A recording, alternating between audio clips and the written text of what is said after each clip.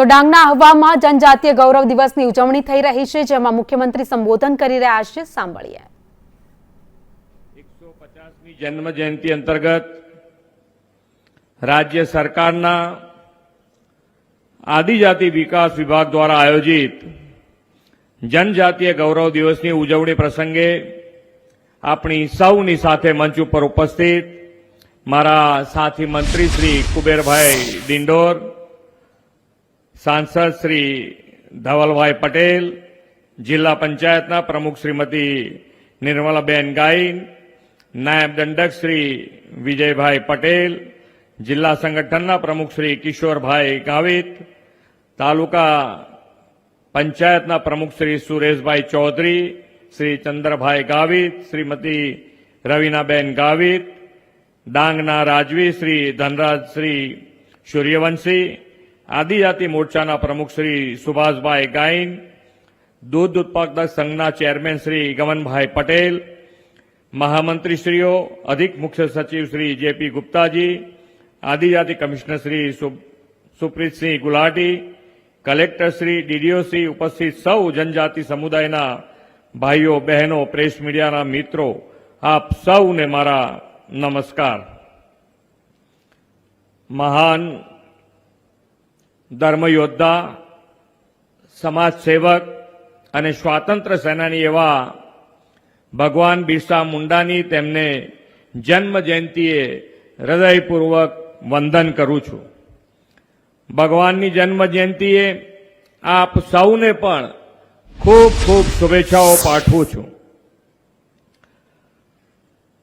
1875માં આજના દિવસે ઉલિહાતુ ખાતે જન્મેલા ભગવાન બિરસા મુંડાએ સ્વાતંત્ર્ય સેનાની તરીકે અંગ્રેજ સરકાર સામે જળ, જમીન અને જંગલની ચળવળ શરૂ કરી.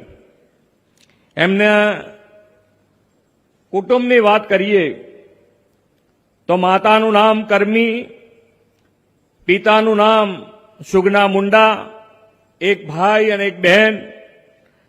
પ્રાથમિક શિક્ષણની સાથે સાથે ઈસવીસન 1891માં બદગાંવ ગામના આનંદ પાંડે પાસેથી વેદ, પુરાણ, ઉપનિષદ, રામાયણ, મહાભારત, ગીતા જેવા હિન્દુ ધાર્મિક ગ્રંથોનો અભ્યાસ કર્યો અને ત્યાર પછી 4 વર્ષ આત્મજ્ઞાન માટેની સાધના સાથે ઔષધિનું પણ જ્ઞાન પ્રાપ્ત કર્યું અને ભગવાન બિરસા મુંડા મહાત્મા બિરસા મુંડા તરીકે પણ ઓળખાયા.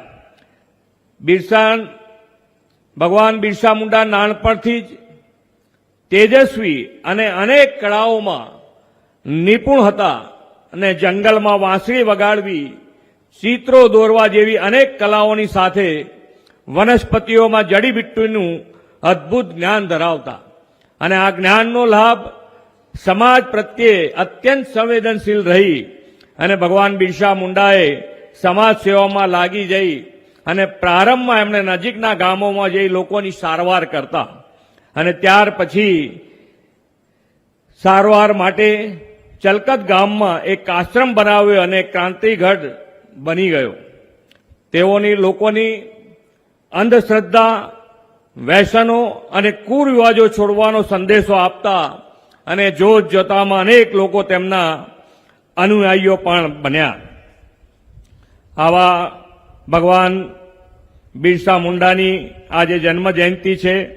આપણે સૌ સાથે મળી અને એમણે આપેલો સંદેશો સાથે રાખીને આગળ વધીએ. આજના દિવસની ખૂબ શુભેચ્છાઓ સાથે આપણા વિશ્વ નેતા અને વડાપ્રધાન શ્રી નરેન્દ્રભાઈ મોદીના નેતૃત્વમાં ગુજરાતની આદિજાતિના વિકાસને પંથે લઈ જવા અને તેના ગૌરવ સન્માન માટે આપણે અગ્રેસર રહ્યા છીએ. લીમડી અને દાહોદમાં અંગ્રેજોને હરાવનાર આદિવાસી નાયકો પર તેમજ માનગઢને ગૌરવ અપાવનાર ગોવિંદ ગુરુજી પર પણ આપણને સૌને ગૌરવ છે. પાલ દર્દગાંવના આદિવાસીઓ સાથે તો જલિયાવાલા બાગ કરતા પણ મોટો અત્યાચાર કાંડ બ્રિટિશરોએ કરેલો, છતાં આ આદિવાસીઓ દેશની આઝાદી માટે અડીખમ રહેલા, આઝાદી સંગ્રામમાં મહત્વનું પ્રદાન આપનાર આદિવાસી સમુદાયો સ્વતંત્રતા પછી દાયકાઓ સુધી વિકાસથી વંચિત રહ્યા. આદરણીય મોદી સાહેબે વિકાસની રાજનીતિનો જે નવો યુગ શરૂ કર્યો, તેમાં આહવાથી આસામ અને ઝાલોદથી ઝારખંડ સુધીના દરેક વિસ્તાર, દરેક જ્ઞાતિ જાતિ કોમને વિકાસની મુખ્ય ધારામાં આવવાની તક મળી છે. સ્વાતંત્ર્યવીર ભગવાન બિરસા મુંડાની જન્મ જયંતિને જનજાતિ ગૌરવ દિવસ તરીકે ઉજવવાની પ્રણાલી પણ વડાપ્રધાનશ્રીએ શરૂ કરાવી છે. તેના પરિણામે દેશના લોકોને આદિવાસી સંસ્કૃતિ, આદિવાસીઓના ત્યાગ, તપસ્યા, બલિદાનનો ઇતિહાસ જાણવા મળ્યો છે. વનબંધુઓની સામાજિક આર્થિક પ્રગતિ માટે આ વર્ષના બજેટમાં પ્રધાનમંત્રી જનજાતીય ઉન્નત ગ્રામ અભિયાન યોજના અમલ કરવાની જાહેરાત કરી છે. દેશના 63,000થી વધુ આદિવાસી ગામડાના 5 કરોડથી વધુ વનબંધુઓને આ યોજનાનો લાભ મળવાનો છે. કલ્યાણ યોજનાઓમાં 100% લાભાર્થી આવરી લેવાનો લક્ષ્યાંક આ ઉન્નત ગ્રામ અભિયાનમાં રાખવામાં આવ્યો છે. એટલું જ નહીં, વડાપ્રધાનશ્રી અતિ પછાત એવા આદિમ જૂથના પરિવારોને પણ વિકાસની મુખ્ય ધારામાં લાવવાની નેમ પીએમ જનમન અભિયાનમાં રાખી છે. ગુજરાતમાં આવા આદિમ જૂથના 30,000 પરિવારના 1.5 લાખ જેટલા લોકોને શિક્ષણ, આરોગ્ય, આવાસ, રોડ રસ્તા, વીજળીની સુવિધાઓ આપી છે. નીતિ નેક અને નિયત સાફ હોય, વિકાસમાં સૌને સાથે લઈને ચાલવાનું કમિટમેન્ટ હોય, તો વનબંધુઓનો કેવો વિકાસ થાય તે શ્રી નરેન્દ્રભાઈ મોદી સાહેબે દેશ અને દુનિયાને બતાવ્યું છે. 23 વર્ષ પહેલા આદરણીય શ્રી નરેન્દ્રભાઈ જ્યારે ગુજરાતના મુખ્યમંત્રી બન્યા ત્યારે આદિજાતિ વિસ્તારોમાં રોડ રસ્તાની કનેક્ટિવિટી, આરોગ્ય અને શિક્ષણ સુવિધાઓની જે સ્થિતિ હતી તે આપણે સૌ જાણીએ છીએ. આદિજાતિ વિસ્તારનો અન્ય વિસ્તારો જેવો જ વિકાસ વિકસિત બનાવવા તેમણે 2007માં વનબંધુ કલ્યાણ યોજનાની શરૂઆત કરાવી. 10 મુદ્દા આધારિત આ યોજનામાં આદિજાતિ સમુદાયના સર્વાંગી વિકાસ પર ધ્યાન કેન્દ્રિત કરવામાં આવ્યું. તેમને ફળિયાથી લઈ ગામ સુધી, ગામથી લઈ તાલુકા, જિલ્લા સુધી પાકા રોડ આપ્યા. આદિવાસી બાળકોને ઘર આંગણે શિક્ષણ મળે તેવી વ્યવસ્થા ઊભી કરી. દીકરીઓના શિક્ષણનું સ્તર સુધરે તે માટે વિવિધ યોજનાઓ આપી. આ વનબંધુ કલ્યાણ યોજનાથી સાક્ષરતા દરમાં સુધારો થયો છે. પંચમહાલ જિલ્લામાં ગોવિંદ ગુરુ યુનિવર્સિટી અને નર્મદા જિલ્લામાં બિરસા મુંડા ટ્રાઇબલ યુનિવર્સિટીની સ્થાપના કરવામાં આવી છે. હવે આદિજાતિ વિસ્તારમાં એન્જિનિયરિંગ કોલેજ અને મેડિકલ કોલેજ સહિતની ઉચ્ચ શિક્ષણની સુવિધા મળતી થઈ છે. વલસાડ, દાહોદ, બનાસકાંઠા, સાતપીપળા અને ગોધરા સહિત 8 મેડિકલ કોલેજો શરૂ કરાઈ છે.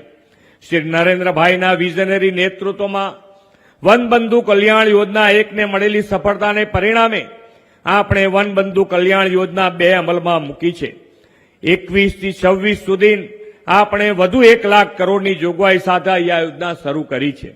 વનબંધુ કલ્યાણ યોજના 2 અંતર્ગત કુલ 22,025 કરોડની માતબર રકમની જોગવાઈ આ બજેટમાં પણ કરવામાં આવી છે.